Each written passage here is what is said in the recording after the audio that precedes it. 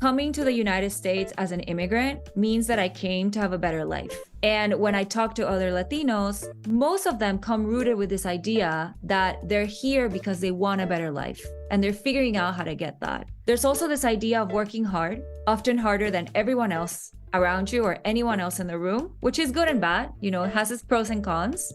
But it really resonates with me, this idea that you have to work hard for what you want. There's also this idea of fighting for what is good and right? I think as an underrepresented group in this country, you often have to elevate your voice and fight for what you think is right. Some examples that I faced are instances where I have not had equal pay, or instances where I need to fight to be in the room to make decisions because I'm naturally not included.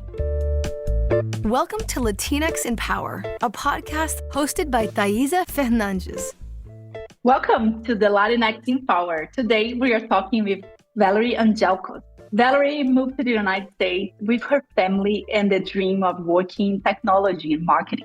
Since then, she successfully graduated from a top 10 MBA, Chicago Booth, and joined and left Google, and now she's the VP of Product Market at Howl.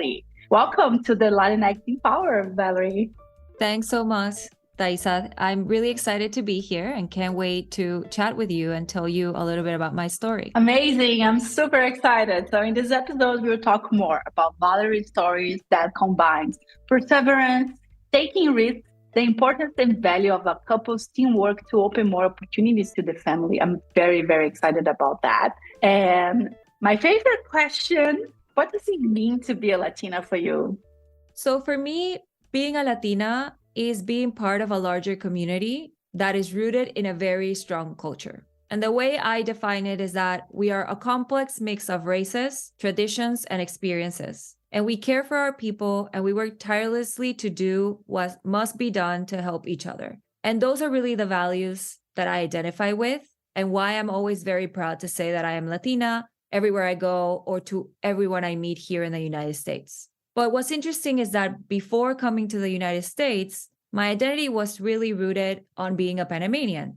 I am from Panama. I was born and raised there. I love my country. I've always been proud of it. And I continue to be very proud of it everywhere I go and represented Panama just everywhere I go. But when I came to the US, is the first time that I felt othered or that I felt like I didn't belong. And it was very hard to find communities of Panamanians here because we're such a small country. We're not a lot that are abroad. So I realized that I needed to just become part of a larger community. And naturally, I was attracted to the broader Latino community that I found at business school at Booth and then at Google, which really helped me gain a sense of belonging and finding kind of a home where I could feel safe and where I felt heard. So I naturally gravitated toward these groups. And since I moved to the States, I've always tried to find that Latino pod that I can be part of, whether that's at work or in my personal life or in business school. Like I really force myself to find those communities. So I always feel that I have someone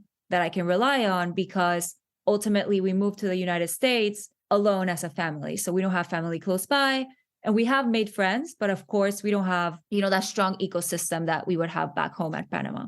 Beyond physically being part of this community, I feel that I share a lot of the values that I think this community represents. So for example, coming to the United States as an immigrant means that I came to have a better life. And when I talk to other Latinos, most of them come rooted with this idea that they're here because they want a better life and they're figuring out how to get that. There's also this idea of working hard, often harder than everyone else around you or anyone else in the room, which is good and bad. It has its pros and cons. But it really resonates with me, this idea that you have to work hard for what you want. There's also this idea of fighting for what is good and right? I think as an underrepresented group in this country, you often have to elevate your voice and fight for what you think is right.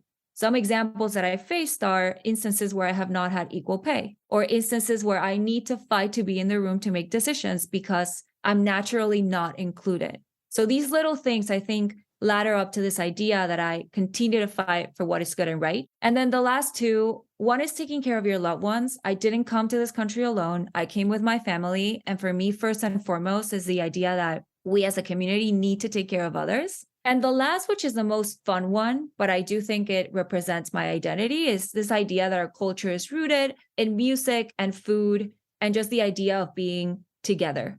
And I think that is very powerful, and that helps me continue to feel like I belong to a space, even though I'm not in my home country anymore. Incredible. You touched a lot of really important things. I think for me, I see myself on those process. At least for me, it was a process, right? Coming to the US 9 years ago, feeling alone, feeling, oh, I'm the only one or part of one of the few, and like building my career from scratch, but at the same time, not having someone that I could feel inspired, and then finding the Latinx community. In my case, it was specifically the Latinas in tech community, and thinking, I want to be like her. She's succeeding. She's in a big tech. She's doing whatever that I want to accomplish as well. I want to learn with her. And I think it was a process where feeling alone, finding your community, and then feeling strong enough where I could fight for things that I believe that I needed to fight, equal pay or discrimination, or seeing someone out there not having a voice and trying to advocate for the other person. But I think it was a process where maybe you're like slowly gaining power and having your community, and then you can do the things that are important to you. But I love everything you said. Yeah, thanks for that. I totally resonate with that. I agree that it is a journey. And I think the interesting thing is that I did come here with my family, right? So I wasn't completely alone, but it doesn't change the fact that even as a family, we felt we only had each other and we had no one else. So I think this idea of community, regardless if you're alone, if you come with a partner, if you come with kids, continues to resonate as an immigrant in the United States, because you're only gonna thrive if you feel you belong somewhere and you feel you can rely on others. And I think that's a learning that I've had the last 7 or 8 years that I've been here in the United States, that it's very hard to do things alone. And I think that Latinx community just brings that special place where you can feel supported and you feel you can achieve more and you can feel inspired by other people. So 100% agree on what you just said. Yeah, totally. And I love this feeling that we have with family, but I try to build with my friends as well. Like be able to go to your friend's house and kind of know where the things are. You know, if you're hungry, you know where you can find food, you're comfortable doing so, or like helping them. And I love this feeling. I was talking with some friends because I have a dog and most of my friends have dogs or cats. And then we were joking, oh, we need to make sure our pets are friends as well because they are family, you know? And sometimes you have that family member that you don't like that much, but you need to be able to be together in the same room, or maybe you love them and you're like joking about it as well. So I love this familiarity, and it comes with time, and it's a lot of work as well, right? I think we need to prioritize those things. Yes, 100%. And I think one of the things that really helped me, so I went to business school first. I spent 2 years there, and then I moved to the Bay Area to come to Google. And one thing that really helped me settle was that there were a lot of my business school friends that moved to the Bay Area too, specifically a group of Latinos from Peru and Colombia and Spain, which eventually became my best friends here. And that community was very strong for me. We met each other every weekend. To your point, like we could visit each other's houses and like eat anything, help with anything. Then people started having kids. We started taking care of each other's kids. So like it started growing as almost this idea of an extended family, which I think is super powerful. And to be honest, it's like what has helped me feel comfortable where I am right now. Like that group and other groups. So that group specifically felt like that extended family that I needed here in case I had any problems, or I just wanted to be with someone, you know, and I felt very connected to them. And to this day, I still do. They don't live here. Most of them don't live here anymore, but we figure out ways to connect with each other. We visit each other, etc. But that was very critical for us to feel at home. I love that. That's amazing. And how did everything start? Can you give us an overview about your life and career? Yes. So as I mentioned, I am originally from Panama. I was born and raised there. My parents are also from Panama. So my second last name is Quintero. My first last name is Greek because part of my family came from Greece and migrated to Panama. But I really identify with my Panamanian self, as I mentioned in the beginning, versus like my Greek self. I think I'm purely Panamanian and I just have roots from other places. And I grew up there. And early in my life, I discovered dancing. So I danced probably since I was 12 years old in I call it like semi-professional dancing group. So we did a lot of work with brands and we did music shows and concerts and TV shows. And we were kind of that dance group that you always saw everywhere and everyone knew us. And that was also my first job. So I started earning money by dancing, and it really gave me a lot of independence and this idea that I wanted to be financially independent and figure out how to support myself very early. And then, I wanted to pursue a career in dance, but it was very hard for me to do that in such a small country with no resources. So I knew that that wasn't going to be my end goal, but I still did it almost as a hobby. And then I studied at college industrial engineering. And very early during that journey, we actually had a few corporations come into our college to recruit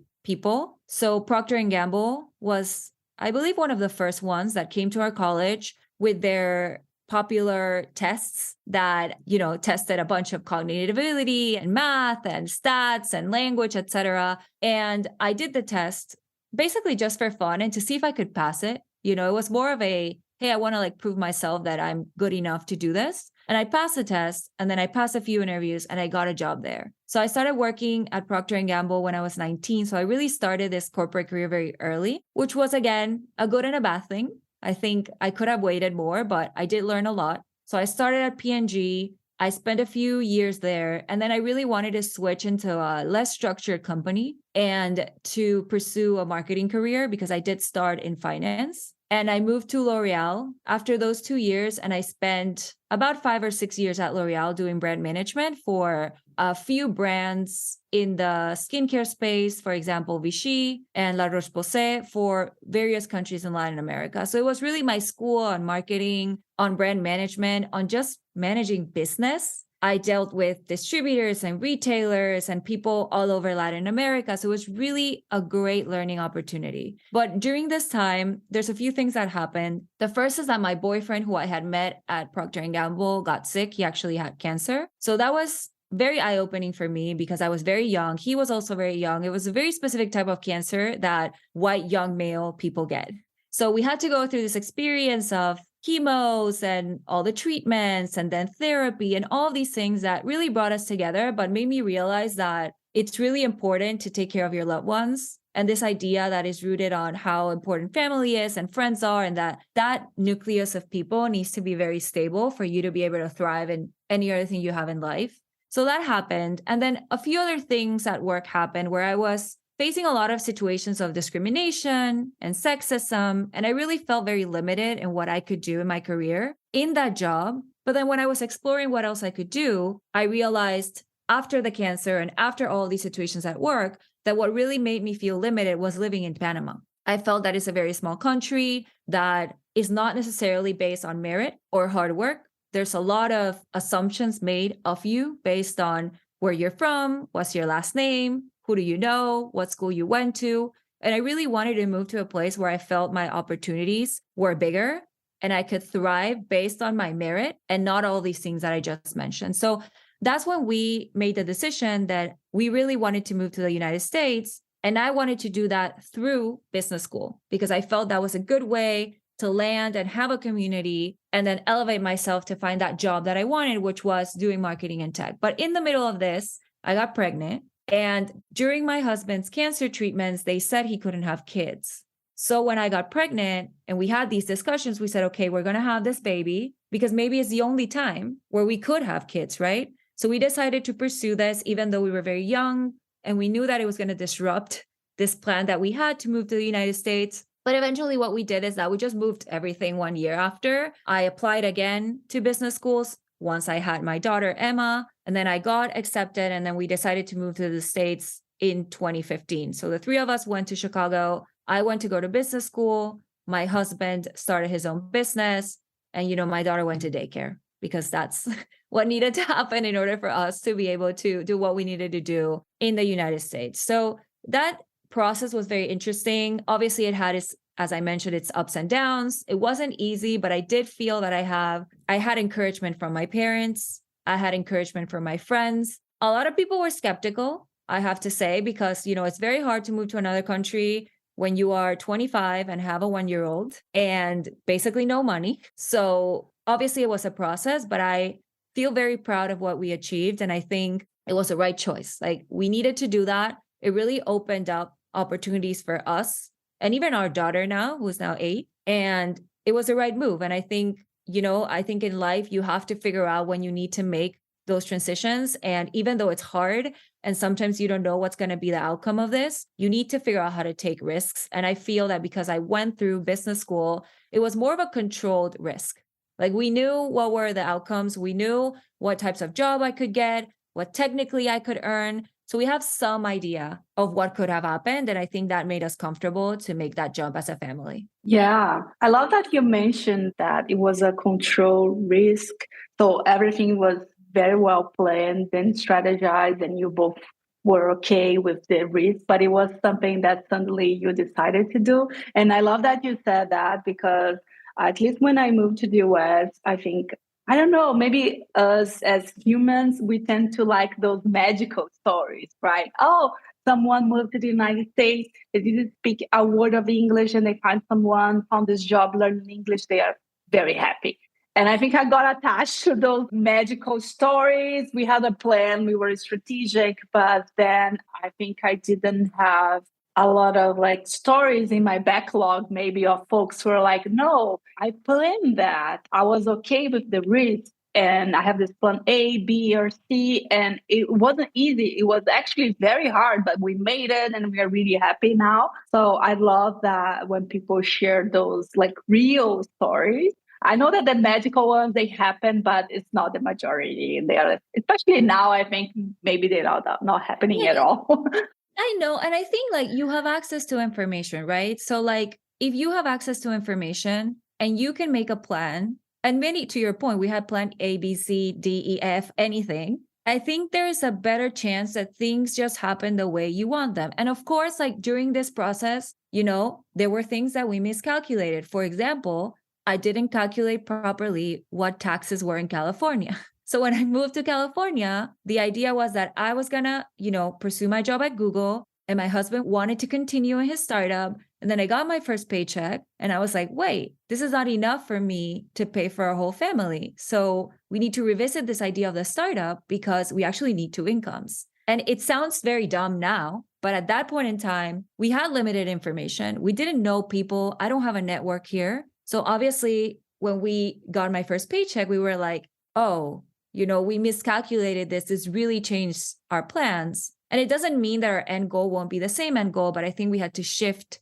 our approach back then to figure out something that worked for us as people that have career goals and us as a family, because we still had to pay for the bills. So there's always things like that. But I do think my approach is generally we need a plan. We need to figure out where we want to go. And then we figure out how to get there. And that's how I've approached, obviously, work, but my personal life too. And at least it gives me more peace of mind that I can control a little bit more what's going to happen. I know some people love to just go with the flow and we'll see what happens. I'm less of that person because I like to have a little bit more control. But I think so far it has helped me. We'll see what happens next. But so far, I think it has helped me get to where I want. I'm with you. I'm terrified of those people who just follow the flow. I have a plan A, B, C, D. And yeah, even when you have a plan, I think, to your point, you have a surprise. I remember that when I moved, I was very lucky to come with a visa, and I applied for my permission to work. And I think the timing that they shared was 2 months. And then it took me almost 4 months to get mine, which means that I couldn't work for 4 months because I didn't have those permissions to work. And I think now it's even longer. So yeah, it's important to have those calculated risks. And to the point of living in the United States, did you always wanted to live abroad, or it was something that you find out after a while? So that's an interesting question, because the story of how I got to the US too is that when Panama has the Panama Canal, obviously, and the US owned the Panama Canal until 1999. So the US had a presence in our country. They had a piece of land they called the Canal Zone, which was basically owned and operated by the United States. That's how I define it. And what happened here is that my grandfather, for reasons I don't know, decided to join the army when they had a base in that Canal Zone, which gave him citizenship. So my grandfather basically gave us green cards. That's how the idea of coming to the States started, because I had sort of this tool to my advantage that, a lot of people are fighting to get. And I was like, okay, I have this.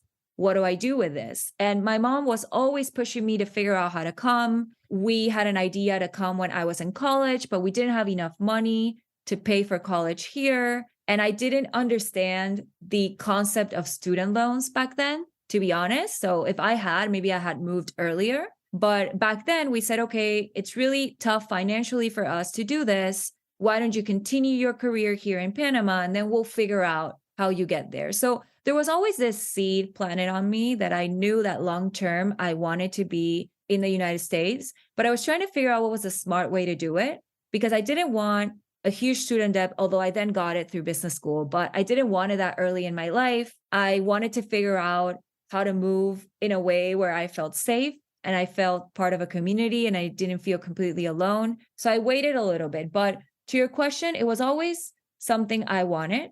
I think I was just trying to figure out the how. And the reason why I wanted it is because I wanted to expand the way I thought about things. I wanted to meet new people. I wanted the challenge of living in another country alone. Like the reason why many people decide to go somewhere else, it's pretty much the same. But I think once I had Emma, my daughter, it became a little bit different, because now it wasn't just about exploring and, oh, I think I could have a better life there, or I want to earn more money. It was really about, how do we all get better opportunities? And we really think that's the first step to get better opportunities. And maybe we'll end up in another country, who knows? But we do feel that what we're getting here is much better than what we could have gotten back home. Yeah, that's incredible. And which advice would you give to your younger self?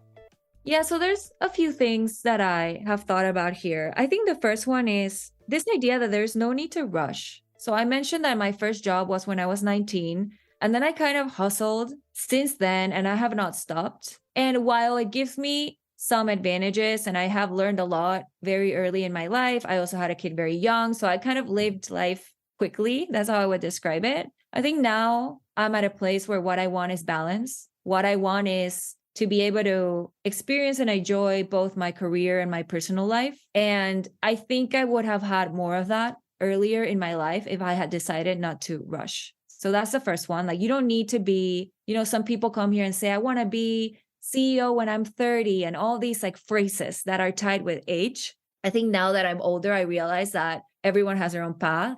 Nothing is tied to any age. And like, you can feel comfortable doing whatever you want at any point in your life. And I didn't really get that when I was young, which is why I rushed everything. So that is one. The other one is that I personally did not have like a great self-esteem growing up. I wasn't very confident about my ability to do things, although I was always like good at school, good at dancing, good at college. Like I had all those check marks. But for some reason, maybe the way I was brought up or like my environment, I wasn't very confident in my ability to do things. And I think what I would tell myself is that you need to trust yourself and know that you can achieve what you want to do if you are determined and you work hard and you know how to move around problems. I knew I could do that, but I never felt confident. I almost always felt that I needed to be validated by a third person to feel confident in my ability to do this. But I think now that I'm at a different stage in life, I realize that I always could do this, but I just needed to trust myself and like convince myself without needing this like third-party validation that we often need. And then related to that I did a lot of what I did in the beginning of my career alone. So I pushed to get that first job alone. I pushed to get the second job alone. I always felt everything needed to be done by myself. So what I would tell my younger self would be to rely on others more, because there's no problem on asking for help. You need your community, as I mentioned before. You need people that support you. You need to talk to others. When you talk to others, you have better ideas. Other things come to your brain on how you can do things, that there's just better output. And I don't think I was very reliant on others early enough. I think I assumed that if I didn't do it alone, it wasn't good enough or I wasn't going to be successful and it was all on me. And that is not the approach. And then the last thing I would say is when my husband got sick, or my boyfriend, who is now my husband, and through this time that I've had a lot of challenges with family and friends, I realized too that I centered myself around my professional self too much. And that I think family and friends are really the core of everything. And you can have the best job in the world, but like if you're not with the people you love, it doesn't matter. So that is another thing that I would have changed, how to incorporate that idea that your family is a priority and your friends are a priority in tandem with your work. I think you can have both early on, so you can have this sense of balance that I mentioned at the beginning that I'm trying to get, which I could have gotten earlier if I had that approach. So those are a few things that I would tell myself. Yeah, incredible. I love this exercise of thinking about what would you say to your younger self. And I think it's a good reflection to make. I can resonate a lot with a lot of things you said. And I think some of them comes with maturity, right? Or maybe it's also the way we are raised. We are raised in the sense that, oh, you need to accomplish certain things at a certain age. If you don't do it, you're like late or whatever. And I think like maybe, I don't know, my experience like coming here, I met a lot of very, very smart people with a lot of privilege as well, who studied all those fancy schools, did those amazing things, had these incredible hobbies. And I was like, oh my God, I didn't do anything like that. Yes. You know, they're like incredible professionally and they have a hobby and they are like Iron Man or Iron Woman and Yes. they want something. And I was like, what? 100%. When I went to business school, those are the type of people that I met too. I couldn't just believe that a human could do all of those things, you know, and like in what time, how, just like it didn't make sense to me. But I think you bring up a good point. I think there's an element of privilege there, right? I had certain elements of privilege back home that made me capable of doing things like dancing and working, you know, through dance and going to school, learning English since I was in kindergarten. I had some of those elements of privilege coming here, but I think when I came here, I just was exposed to another level of what privilege means. And it took me some time, but I think I accepted that, you know, it's okay if I don't have that. It's okay if I come with nothing in my bank, actually negative because I have a huge student loan. It's okay if I came with a kid. And that means that my experience is different. And that means that I know a lot of people judge me because I had a kid this early in my life. But it just means that, you know, our experiences are different. You don't require those things to be happy. I think that was my take after I digested when I met all these people and I like compared myself to others, which we all do. It's not great, but I think we all do it. That it's just everyone has their own journey and it's okay. And it's okay if we don't have that privilege. We just have to find our path as an immigrant here. Yeah, absolutely. It's not about like being best or better or worse. It's a different journey. And yeah, this is what matters. And another point that you touched that I really like is this: value your family and your friends as much as your career. So I think this is a big thing. I think maybe, especially in our context, working in tech, I think we tend to value a lot our careers and where we work. So I'm trying to prioritize other things as well now. I think I'm like in this journey as well. And another point that I really wanted to dive a little bit deeper, and you started to mention already, but as an immigrant, a lot of times, not only about ourselves, we have our partners and in some other cases, other family members with us as well. And we might need to help our other family members who are in our own country. So there's a lot of different ways that we feel connected and we help each other. So you talk about the importance of and value of a couple's teamwork to open more opportunities to our families. I would love to hear more about that. I think this is a very important topic that maybe we don't talk that much. Yes, 100%. So as I mentioned, I met my husband in that first job that I had. So we've been together for a while. And the way I describe it is that my husband and I are a real tight team. Like I always say that if one day we had a business, we would kill it. We haven't done it because we need to figure out how to work with each other properly. But we are very tight and strong team. And the way we interact is that generally, we come up with a vision and a plan for something, whether that's, hey, let's move to the United States, or that's, hey, we need our daughter to learn math, whatever. It can be any level, but we are very good at sitting down and saying, here are the things that we want. And here is the path, or multiple paths, because sometimes there's more than one path to achieve that thing, whatever that thing is. And then we break down the tasks we need to get there. And we work very well together in order to do that. So we always joke like that we use this hashtag, like one team, one dream thing, because that's just how we operate. And I think, to be honest, like if I hadn't had that, I don't think my experience in the United States would have been as good as it is now, because we always rely on each other. We're not alone. When we have problems, we tell each other, we give advice to each other, whether that's a work problem or a personal problem or anything that's happening. And I think that is kind of the fundamental thing that I know has made us what I would consider successful, and why we're happy where we are right now. And as I mentioned, we do this every time we have a challenge. And that has kind of expanded to, how do we think about raising our daughter here? What are the opportunities that we want to give her? Where do we need to live within the United States to give her those opportunities? So we think about all these things probably on a weekly basis, because we know that where we are today is not maybe where we're going to stay.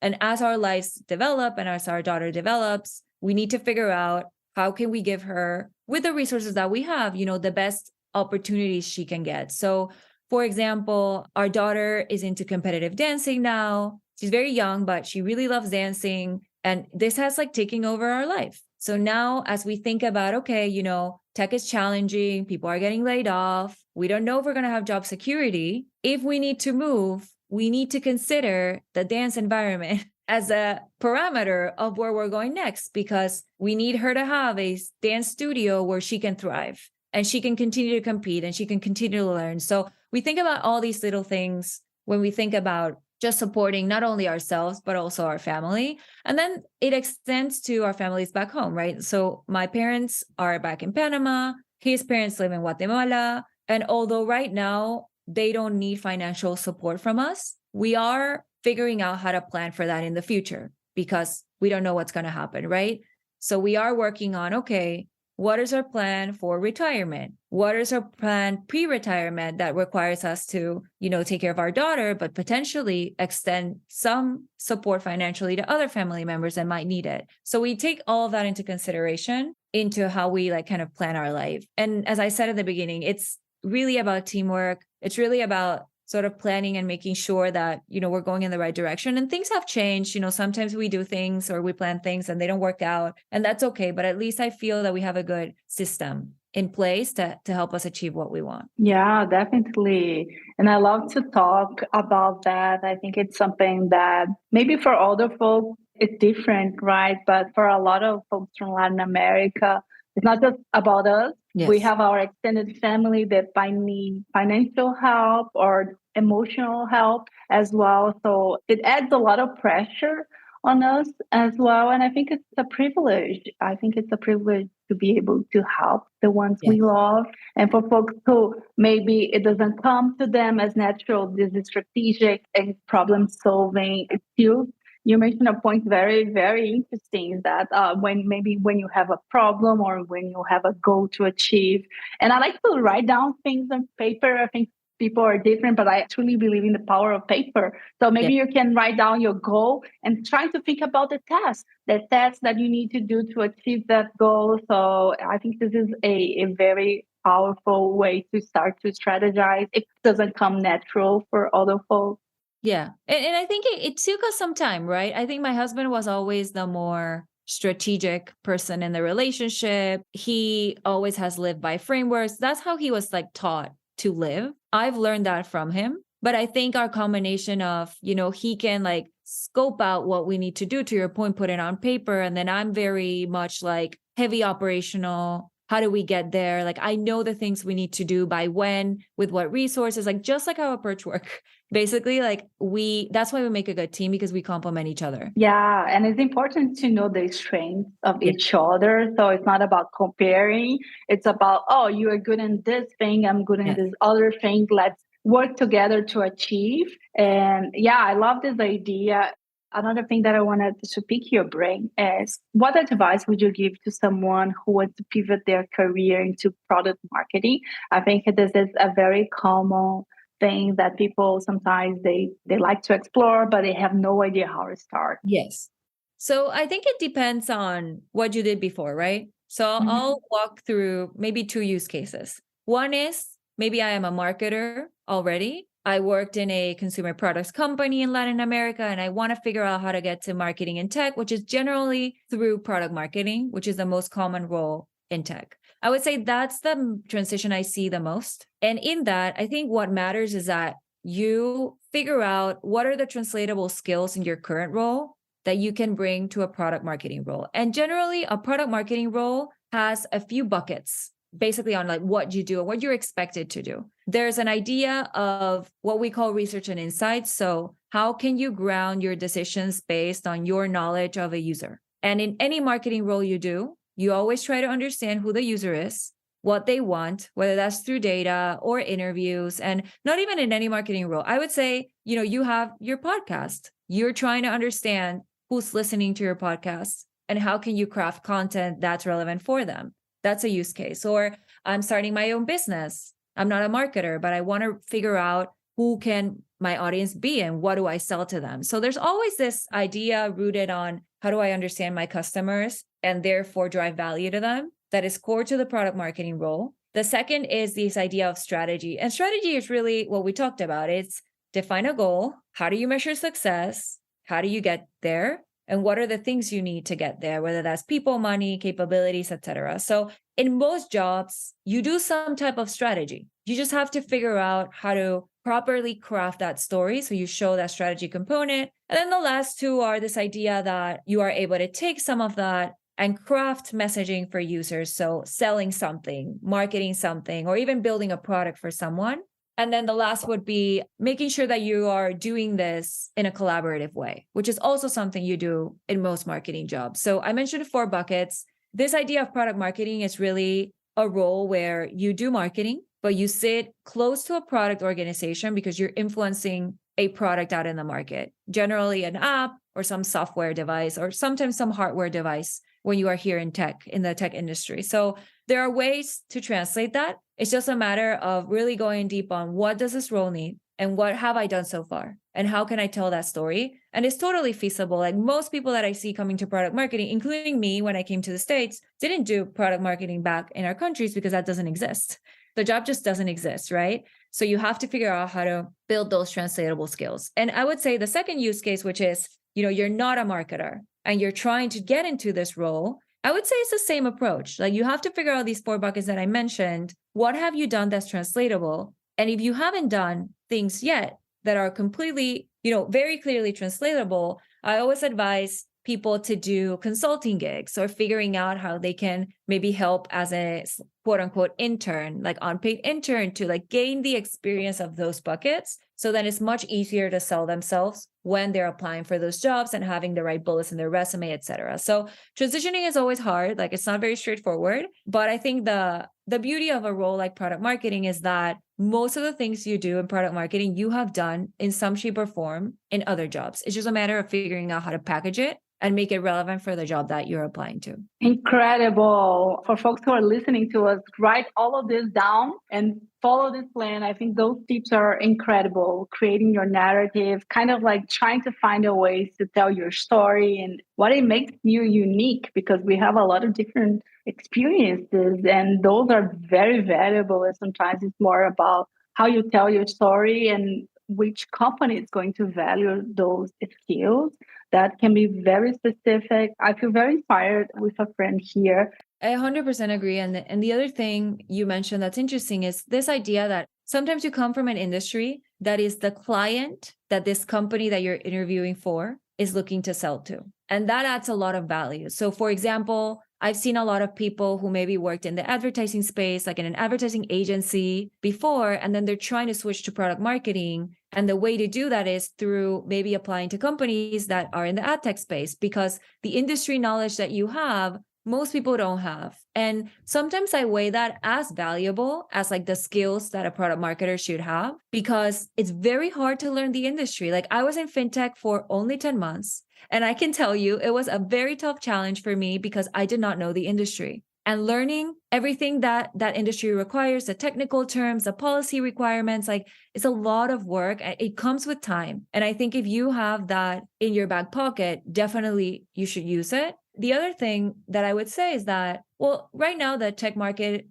is going through challenges, and it's a little bit hard for folks who are trying to get jobs, but not impossible. And I will say that one of the things that I've noticed too is that while a company like maybe Google is a little bit more standard in their approach of who I want for a certain role, because I really want them to have done this, for 5-10 years before they come to my company. Startups, on the other hand, are much more open to different backgrounds and unique values that people can bring that are not necessarily written in the job rec. So I would also encourage people that are trying to do some type of career switching outside of product marketing even to consider joining startups, because first, those companies, as I mentioned, are more flexible. And second, really in this market environment, startups are really thinking through how to power through this, right? A lot of the early stage startups are not overloaded with resources. They're trying to figure out how to grow in a lean way. So there's a lot of opportunity there. So I would really encourage folks who are trying to get into this space to evaluate that as well. So there's more than big tech. That's what I'm trying to say. For sure. Not necessarily my point of view or approach a few years ago, but now that I've started to work in this startup environment, I realize that there's so much that people can do, but maybe they just don't know that these opportunities exist. Love it. Really, really good tip. Which resource helped you in your journey?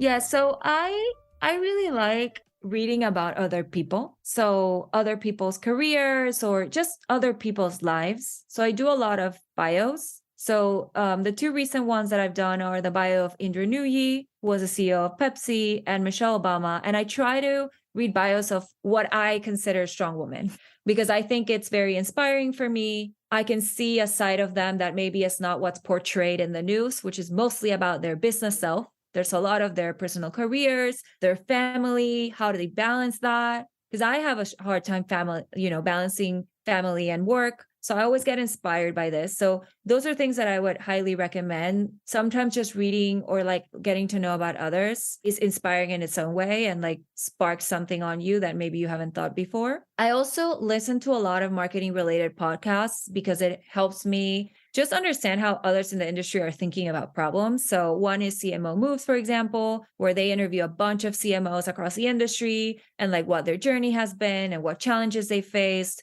And most of them are not even in technology. But I think that just gives me like a good overview of the type of problems that people face and how different types of businesses and industries are facing them in the marketing field. And then one thing that I'm actively improving on, because I have not been great at this since I left business school, but my husband reads a lot. Like he has a lot of business books and they are here at my house all the time. And now that I am in a startup, and not at Google, where you had so many internal resources to teach you how to do your job, I often find myself in situations where like, I don't really know how to do this, or I don't really know how to solve this problem. And it's a very hairy and meaty problem. And a lot of the books that I have at home are business books that have frameworks on how to approach a problem. So I've been relying a lot on these different books, and they're for startups, marketing, business, product strategy, growth, marketing, a lot of these areas that sometimes I touch directly and sometimes I touch indirectly, but these books just give me tools that I think I need in order to continue to grow and evolve. Because obviously, as you start growing in your career, there are things that you don't know how to do. And either you find education that, teaches you how to do it, or you talk to others that can give you guidance. So I try to do a mix of both. So I'm slowly improving in that because I know I have the library at home. I just have to find the space and the time and energy to do it. Incredible. Yeah. Thank you so much. We are getting to the end of the episode. I learned a lot. I love to get to know more about you. And you gave very, very important tips and advice for folks who are not just transitioning to tech. And I think like this is strategic and problem solving mindset. It's very, very important. And I understand that sometimes it doesn't come naturally for some folks. So I love all the frameworks you share. And I will leave the last minutes for you to share anything you want to share and where people can find you. Yes. So again, thank you so much for having me here. I'm really excited about this and sharing my story and just the work that you are doing. Like, I love, as I mentioned, listening to other people's stories. And I love that you are focusing on the Latinx community and sharing our journeys, wherever we came from and wherever we're going. I think it's super powerful. And I love that you're doing this. And I wish I could see even more of this out there, because it's definitely, reading about people that I feel connected to, whether I know them or not, is really powerful. And it makes me feel that I can achieve more things in my life and makes me feel inspired. So first of all, thank you for that. As I mentioned, I know it's a tough job market. And for folks that might be listening to this and are trying to get jobs right now, again, highly recommend exploring startups. There's a lot of opportunities out there. Maybe it's a little bit out of your comfort zone, but what I am learning right now in a startup is probably more than what I have learned in the last 6 years. And it's really powerful. And yes, it sometimes feels uncomfortable. Sometimes I don't know the answers, but the fact that I am exposed to these things and I can learn so quickly, I think it's just a really good skill set to have and can help you in your career. So highly recommend that. And yeah, LinkedIn is the best way to reach me. I also have Instagram. It's my name and last name if you care to follow me, but most of that is just pictures of my kid. I think LinkedIn is more interesting. So if anyone wants to reach out, chat, just hop on a call. I'm happy to do that. So you can find me again through my first and last name, Valerie Angelkos. Awesome.